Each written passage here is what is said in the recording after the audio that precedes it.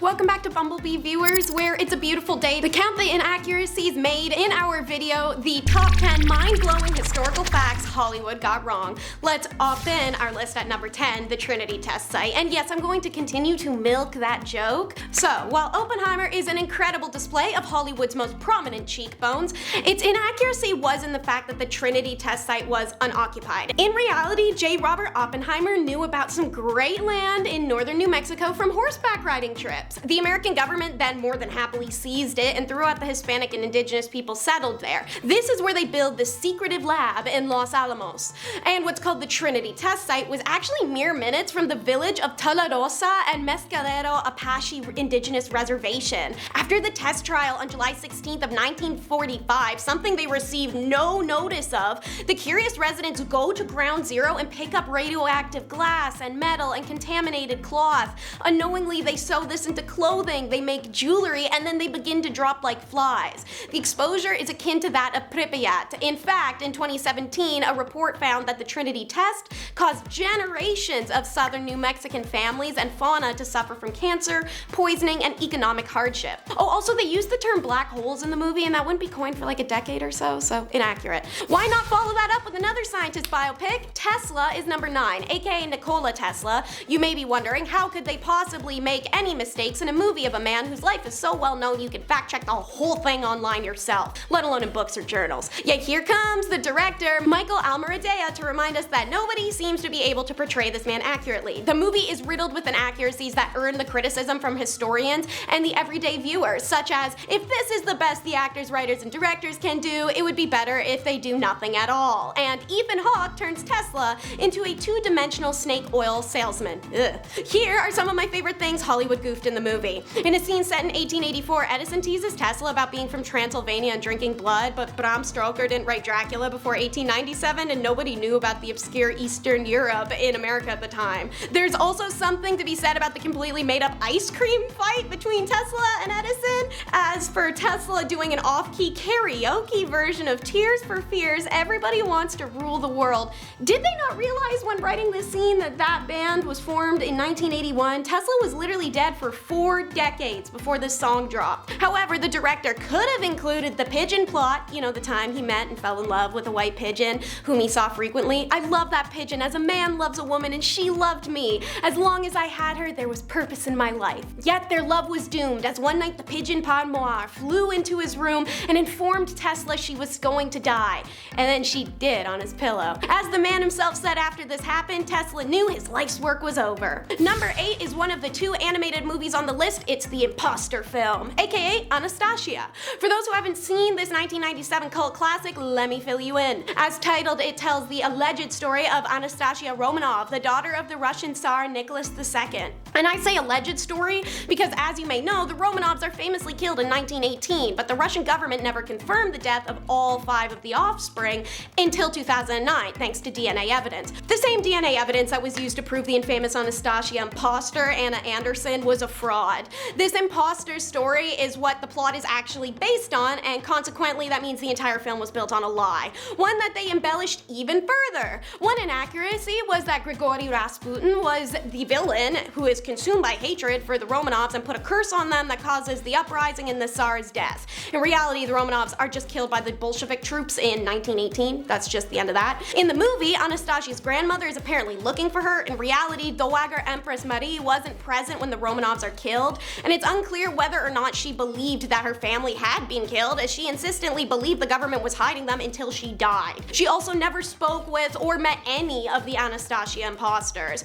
or lived in Paris. And speaking of family, Anastasia was never in line for the throne, which collapses about the whole damn plot point. Her birth was a disappointment to the Russian people, as a son was needed to succeed the Tsar. Number 7 is a missed opportunity to lighten the mood. It's the liquored up baker. As you probably know, James Cameron's Titanic is riddled with Easter eggs and side characters that were real or partially real. Most famous being the old Strauss couple who is laid spooning as the ship sank, or the dramatized roles of First Officer Murdoch and J. Bruce Ismay. But the lesser noticed is Charles Joughin, seen for a split second in the dramatic sinking scene, helping a man onto the railing and glancing over at Rose right before the ship capsizes.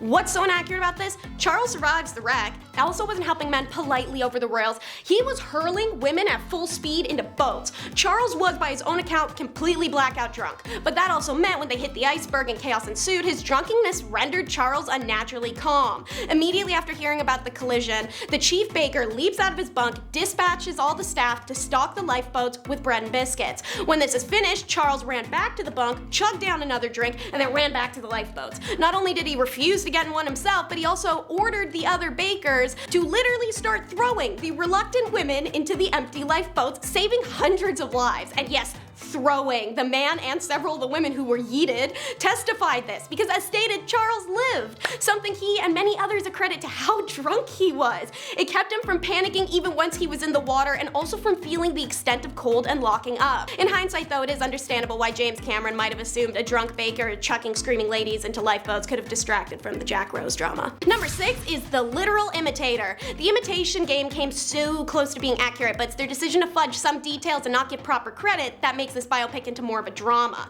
Alan Turing, portrayed by Benedict Cumberbatch, is immediately given sole credit for the creation of the Christopher. For those who may not know the background of this story, this device was a groundbreaking electromechanical device used to decrypt German messages during World War II. Yeah, so the big hiccup here is that Alan Turing didn't invent the Christopher. It was actually called the Victory, and it was built by Polish cryptanalysts such as Marian Rejewski, as well as the mathematician Gordon Welchman throughout the 1930s. While Alan did contribute making improvements to the machine that had already been invented, it was several years prior. However, the movie does give him sole credit and the Polish contributors are left by the wayside. Also, Alan Turing was portrayed in the film as a loner. Turing was actually fairly popular in Bletchley Park, where he worked, known as a sociable funny guy.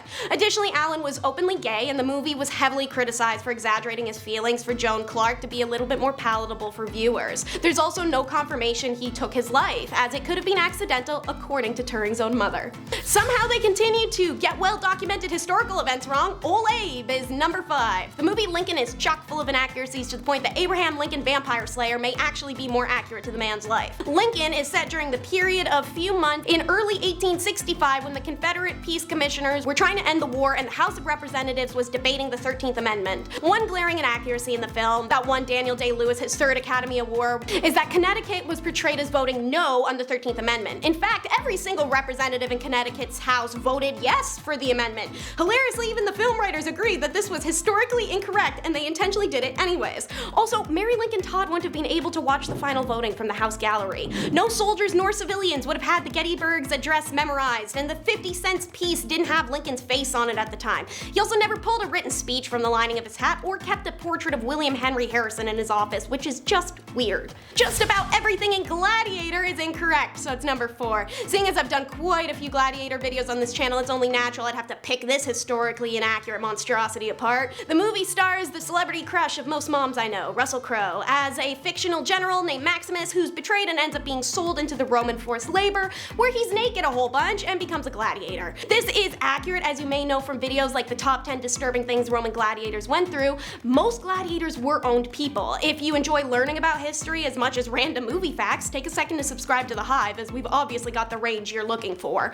Some of the characters directly around Maximus are real historical figures.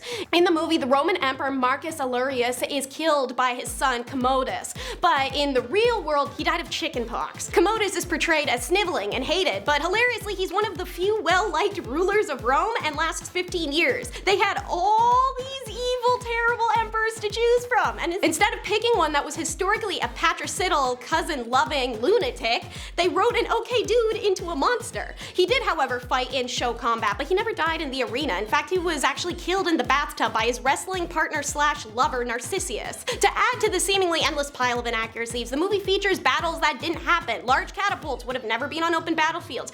German shepherds didn't exist at the time. And don't forget the Latin inscriptions with the incorrect grammar. Awkwardly forced affection is coming in at number 3 in Pocahontas. It was okay for Disney to take the stories of the Grimm brothers and recreate their horror movie essence into something fun and romantic for audiences everywhere. However, that is not something you should do with real history that people will learn. In film, Pocahontas and John Smith are both adults, seemingly in their 30s, though history records that Pocahontas was much younger. She also did not talk to raccoons or cliff dive because that is insane. Although it may be true, as Smith said, that Pocahontas intervened to save his life, it was not because of love, something filmmakers completely fabricated. Also, there is next to no account of this happening aside from Smith's own, so there's skepticism if it even occurred. This frou-frou downright debaucherous rewrite of events starkly contrasts the real-life Pocahontas, who was stolen from her husband Cookham, the villain of the movie, brought to England, married off to another man, renamed Rebecca, forced to convert to Christianity, all before dying at the ripe old age of 22 from smallpox. But that's not much of a fairy tale ending. Number 2 ties into the same theme, it's The Far Horizons. While this movie is from 1955, I'm sure I've got some classic lovers who have seen it alongside with those who had to watch it in school. A common theme amongst the movies in this countdown is they all seem to try and impose romantic tension or relationships between historical people where no romance existed at all. Like Pocahontas, this movie tries to create the tension between an indigenous woman and a US soldier she encounters, even though it never happened in the real story. The Far Horizons tells the story of Meriwether Lewis and William Clark, sent by President Thomas Jefferson to explore the Louisiana Territory for the United States.